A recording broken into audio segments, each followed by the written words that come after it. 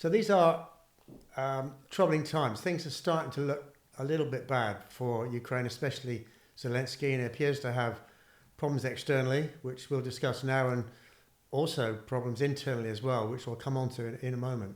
Sean. I think the tide seems to be moving a little bit against Zelensky at the moment. Some of it's just timing. You know, the Israel conflict the weather vane in the media has swung that way.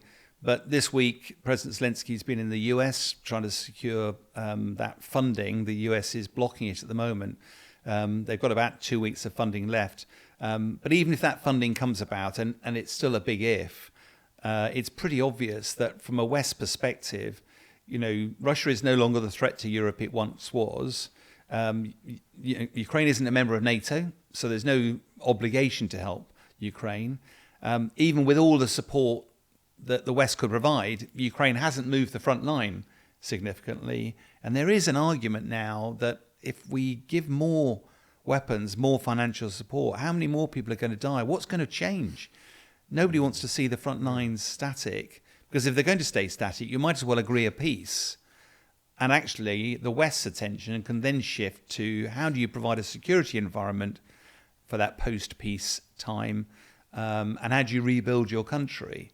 And those are conversations, I think, that the West is already involved in. That's why I say things like the maritime capability, the F-16s, the funding arrangement, the West now becoming increasingly concerned about, is this the time to start negotiating with Russia, even though it's horrendous that any compromise would appear to offer Putin land and therefore a degree of success.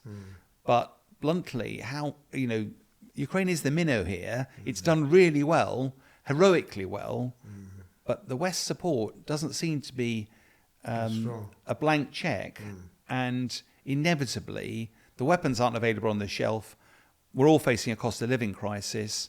There's American presidential elections next year.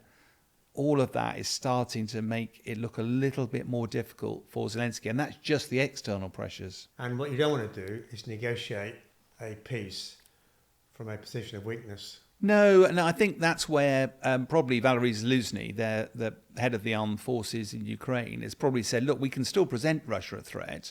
We're still on the front foot in certain parts of the front, and therefore what would a compromise look like? And I think there probably would be a deal to be done. But it's very difficult for Zelensky, who's put his peg in the sand that I am going to liberate the whole country. Yeah. How does he sell that to the nation? Yeah. Very difficult. Tough.